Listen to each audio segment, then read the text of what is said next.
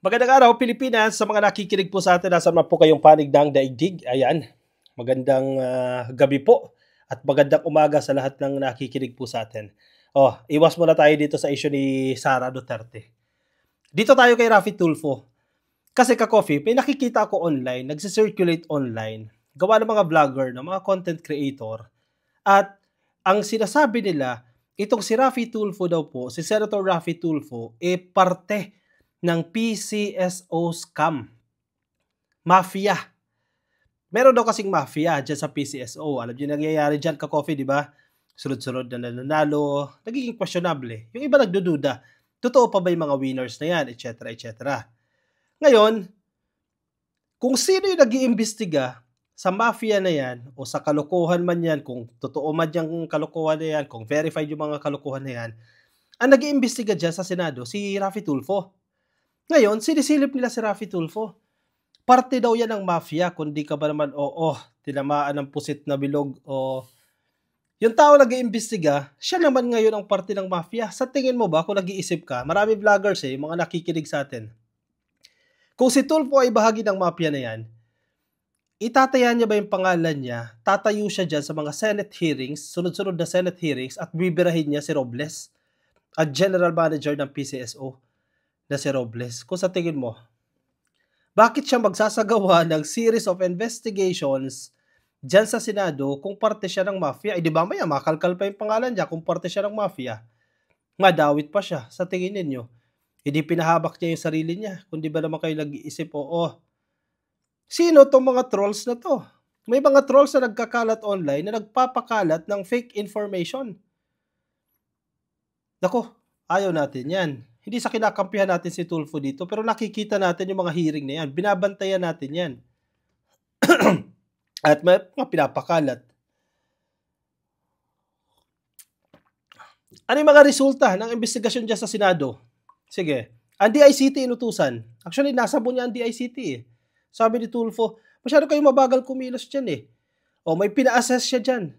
Kumusta yung system ng PCSO? I-assess ninyo yung integrity ng system. O baka naman napapasok na ng modus yan, ng kalokohan niya. Kaya ganito, sunod-sunod na may nananalo. Minsan may mananalong 1, 2, 3, 4, 5 hanggang 49. Diba? Questionable, nakapagtataka na, diba? Marami sa atin. Kung sino sa inyo mga tumataya ng PCSO, dumating ba sa punto na nagduda na kayo? Maraming beses. At sino yung nagtulak sa DICT na i-check ninyo, i-assess ninyo yung system nila? Diba? Si Tulfo. Tapos sasabihin nyo ngayon, parte siya ng mafia. Diba? Kung nag-iisip ka ba naman ng tama,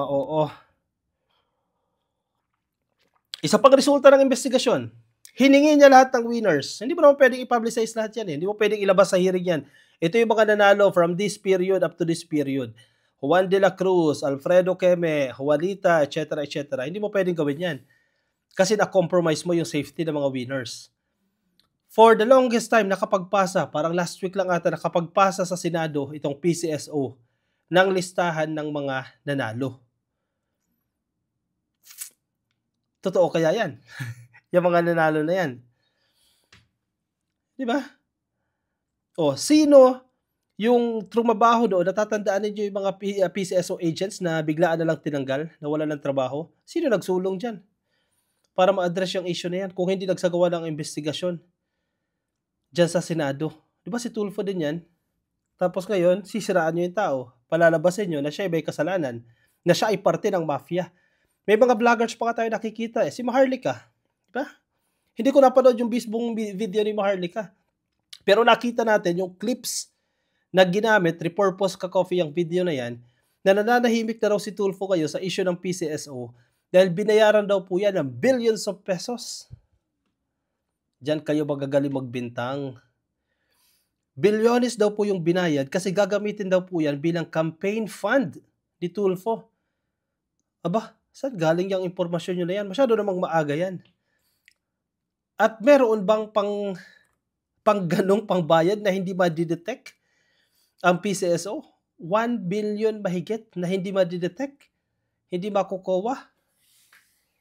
Tingin ninyo, isipin ninyo. Isa pang issue, natatandaan ninyo, may winner, 12 million yung halaga, na pinapahirapan siyang makuha yung napanalunan niya sa PCSO? Sino ba nag-ayos dyan? Di ba si Tulfo din? Tapos palalabasin nyo na siya ngayon ay parte ng sindikato. Mukhang hindi naman acceptable yan ka-coffee. Doon lang tayo sa tama. Ayaw nyo sa tao, sige, birahin ninyo. Pero, hindi porket ayaw mo sa tao, magpapakalat ka ng mga fake news. Unfair yan. Kasi tayo binabantayan natin yan eh. At alam natin yan kung totoo yan o hindi. At ito mga pinapakalat ng mga fake news na vloggers, halatang peke. Yun, nagkukunyari lang siya dyan. Yung pagalit-galit niya dyan sa Senado. Yung paggisa niya kay Robles, kunyari lang, effect lang, drama lang. Yung pagsasabi niya na mabagal kumilos ang DICT sa pag-assess ng system. Kunyari lang yan. Pwede nyo naman i-verify yan eh.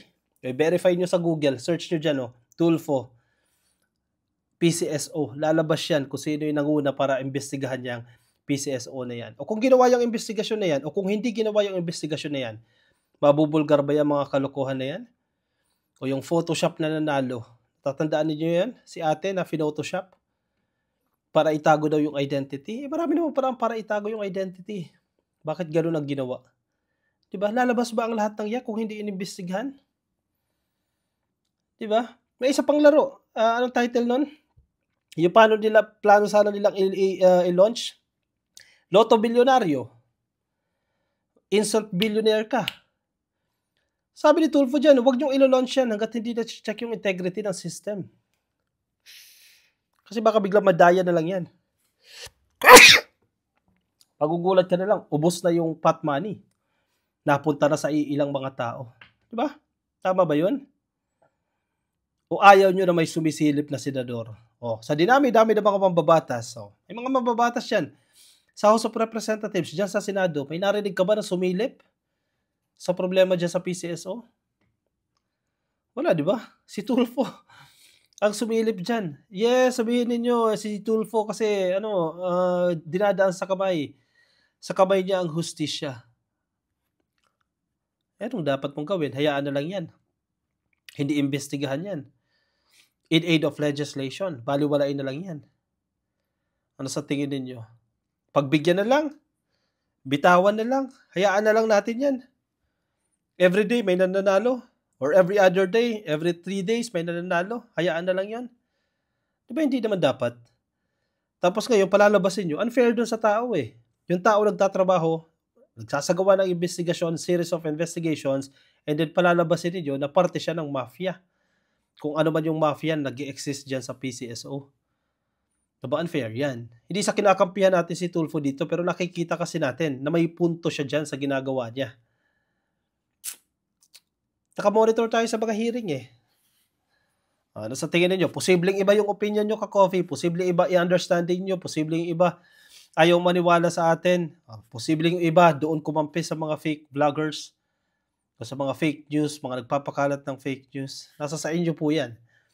Kung may opinion kayo, reaksyon, lagay nyo sa ating comment section para mabasa po yan ng ating mga ka-coffee. Nasa Facebook, nasa YouTube, baka di pa po kayo naka-like and follow, pasuhin na lang ka-coffee, like and follow. Sa Facebook at sa YouTube, click lang po na subscribe at hit nyo na rin yung notification icon para kayo po i-updated sa ating mga bagong upload. O siya, kung magpapaalam mo na sa inyo, ka-coffee, maraming salamat po sa mga sumama. Ang ganda ng ating tasa, no? Okay? Agkape tayo. Bye-bye everyone. Good night.